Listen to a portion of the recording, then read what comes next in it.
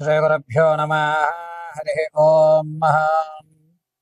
ముక్తా విద్రో మహిమణేలధవలచ్చాయి ముఖేశ్చరక్షణై యుక్తా విందు నిబద్ధన రత్న ముకుటాం తత్వార్థ వర్ణాత్మికాం గాయత్రీం వరదా అభయాం కుశకశం శుభ్రం కపాలాం గదాం శంఖం చక్రమధార విందయుగలం హస్తేర్వహం తీం భజే యో దేవ సవితాస్మాకం ధియో ధర్మధిగోచరః పరారయత్తస్యద్బర్గా సద్వరేణ్యముపాస్మహే సర్వం వేదమాత గాయత్రీ కటాక్షఫలసిద్ధ్యర్థం. గురుగారు ఎప్పుడు చూసినా ఆర్థికమైన విషయాల గురించి లేదా కోర్టు వ్యవస్థల గురించి మాత్రమే మీరు చెప్తున్నారు.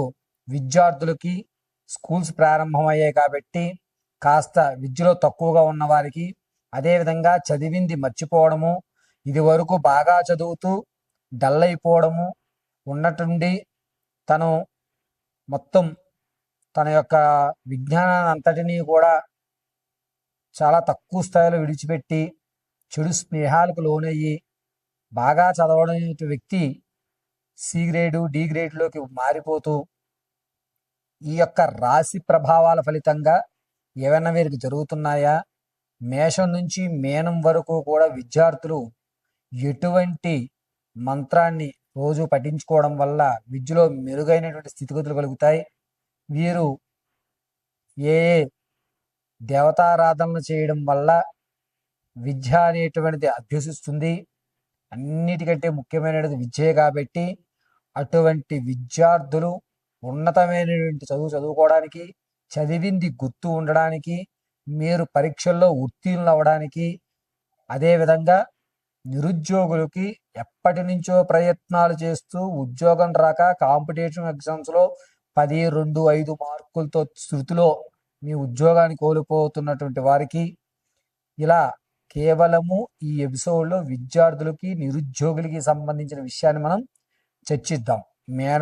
మేషం నుంచి మీనరాశి వరకు కూడా ఏ ఏ రాశి వారు ఎటువంటి ఆరాధన చేయాలి, ఎటువంటి నియమాలు పాటిస్తే ఉద్యోగ ప్రాప్తి, అదేవిధంగా విద్య చక్కగా అభ్యసించడం అనేటువంటి పూర్తి విషయాన్ని మనం చర్చించుకుంటూ అసలు విద్యార్థుల్ని ఉన్నతంగా తీర్చిదిద్దాలంటే చదువుని ఎప్పుడు చదువుకోవాలి, ఏ సమయంలో చదువుకోవాలి అనేటువంటి విషయాలను కూడా పూర్తిగా మనం చర్చిద్దాం. విద్యార్థులు చదువుకునే టైము తెల్లవారుజామున 5 గంటల నుంచి 6:30లోగా చదువుకోవాలి.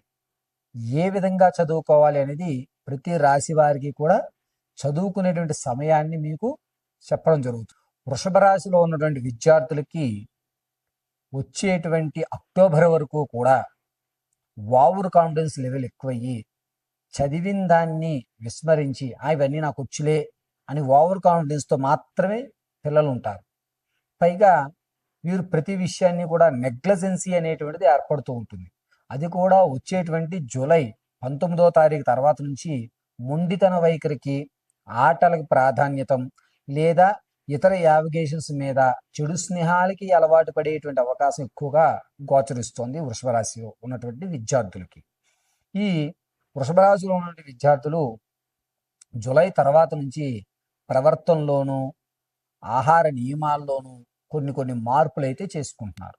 దీనివల్ల లేనిపోని ఇబ్బందులు, ఓవర్ కాన్ఫిడెన్స్, చదవకపోతే ఏమవుతుంది, అత్యవసర మార్కులతో పాస్ అయినా సరిపోతుంది, మనకేముంది అనేటువంటి ఒక నిబద్ధతతో కూడుకున్నటువంటి నిరుత్సాహం అనే చెప్పాలి.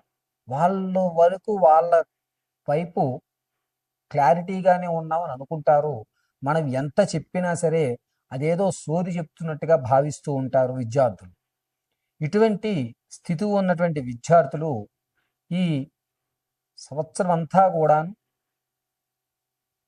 త్రివేణి సంగమం దగ్గర కానీ లేదా గాన్గాపూర్లో దత్తాత్రేయ స్వామి వారిని ఖచ్చితంగా దర్శనం చేయించండి వృషభ రాశిలో ఉన్న పిల్లవాళ్ళకి. ఒకవేళ గాన్గాపూర్ మీరు వెళ్ళలేని పక్షంలో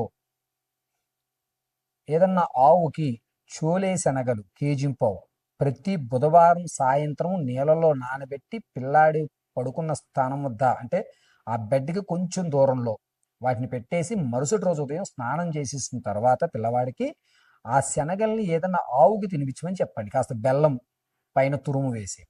నెగిటివ్ ఎనర్జీ అంతా కూడా తీసుకుని ఆవు అది గ్రహించి పిల్లవాడికి కావాల్సినటువంటి పాజిటివ్ ఎనర్జీస్ అక్కడ పెట్టేసి రావడం కాదని అక్కడ పెట్టిన తర్వాత ఆవు చుట్టూ అది భోజనం చేస్తున్నప్పుడు ఆవు చుట్టూ ప్రదక్షిణ చేయండి. ఒక 3 లేదా 11 ప్రదక్షిణలు చేయండి. దీనివల్ల మన నెగిటివ్ ఎనర్జీ పోయి గోవు నుంచి వచ్చేటువంటి పాజిటివ్ ఎనర్జీ పిల్లవాడు నెగ్లిజెన్సీ అనేటువంటిది కొంచెం తగ్గేటువంటి అవకాశం ఏర్పడుతుంది. శుక్రుడు మంచి స్థితిలో ఉండడం వల్ల వృషభ రాశి వారికి ఏమవుతుంది అంటే ఏం మనకన్నా పెద్ద వ్యవస్థలో ఉన్న వాళ్ళు ఎవరు లేరు, మనం బాగా చదువుతాం, మనకు టీచర్ మనం అంటే కొంచెం స్పెషల్ ఇంట్రెస్ట్లో చూపిస్తుంది, మనం హోంవర్క్ చేయకపోయినా మనల్ని పట్టించుకోదు అనేటువంటి వాటి వల్ల కాస్త ఇబ్బందిమైన వాతావరణం వృషభరాశిలో వారికి ఏర్పడుతుంది. కాబట్టి వృషభరాశిలో ఉన్నటువంటి విద్యార్థులకి శనగలు గాంగాపూర్లో నుండి దత్తాత్రేయ స్వామి వారు దర్శనం చాలా మంచిది. ఒకవేళ ఇవి రెండు కూడా చేయలేనటువంటి పరిస్థితిలో ఉన్నట్లయితే గనక కుడివైపు తొండమున్నటువంటి గణపతి దేవాలయం ఉందో చూసుకుని ఆ గణపతి దేవాలయం వద్ద నేతితో దీపారాధన పిల్లవాడి చేత చేయించండి.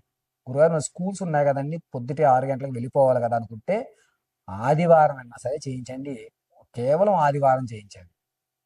ప్రతిరోజు కూడా వీరు చదువుకుంటున్నటువంటి ప్లేస్ వద్ద కుడివైపు తొండం ఉన్నటువంటి గణపతిని ఒక అతన్ని పోస్ట్ చేసి చక్కగా ఆ గణపతి వద్ద కాస్త గరికిని పెట్టమని చెప్పండి. ఇలా చేయడం వల్ల ఓవర్ కాన్ఫిడెన్స్, ఓవర్ లుకింగ్స్ అనేటువంటివి కొంచెం తగ్గుతుంటాయి. ఇక నిరుద్యోగుల విషయానికి వస్తే గనక వీరు ఈ వృషభ రాశిలో ఉన్నటువంటి వారికి ఉద్యోగ ప్రాప్తి అనేది ఖచ్చితంగా ఆగస్టు 24 తర్వాత కుదురుతోంది. అనూహ్యంగా మీరు అనుకున్నట్టుగానే జరుగుతున్నాయి. నిరుద్యోగుల విషయంలో ఆగస్టు తర్వాత మాత్రం ఖచ్చితంగా ఉద్యోగం వచ్చే ఏర్పాటు జరుగుతుంది.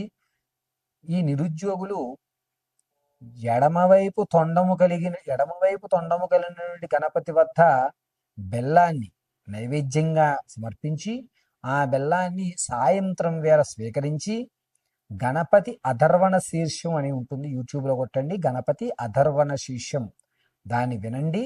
చక్కగా మీరు అనుకున్నవి మీరు ఎలాగైతే ప్రిపేర్ అయ్యారో ఆ వాటికి సంబంధించిన దగ్గరలో మీకు మంచి అవకాశాలు, పాజిటివ్ ఎనర్జీస్ అనేవి ఎక్కువగా లభిస్తూ ఉంటాయి. గణపతి అధర్వణ శీర్షం ఇది వినడం వల్ల చక్కగా నిరుద్యోగులకి ఉద్యోగ ప్రాప్తి కలగడానికి కావలసినటువంటి వాతావరణం అనుకూలించే స్థితి ఏర్పడుతుంది వృషభ రాశి వారికి. ఈ వృషభ రాశి వారు ఎంత ఓవర్ కాన్ఫిడెన్స్లోకి వెళ్లకుండా నెమ్మదంగా ఉండగలిగితే వచ్చేటువంటి అక్టోబర్ 6వ తారీఖు తర్వాత నుంచి మీ యొక్క లైఫ్కి ఒక స్టేజ్ అనేటువంటిది ఏర్పడిపోతుంది. కాబట్టి అక్టోబర్ 6వ తారీఖు వరకు కూడా కొంచెం జాగ్రత్తగా ఉండండి. అక్టోబర్ 6 తర్వాత రోజులే అన్నీ మనవే. ఈలోగా ఓవర్ కాన్ఫిడెన్స్కి వెళ్ళకుండా ఉండండి.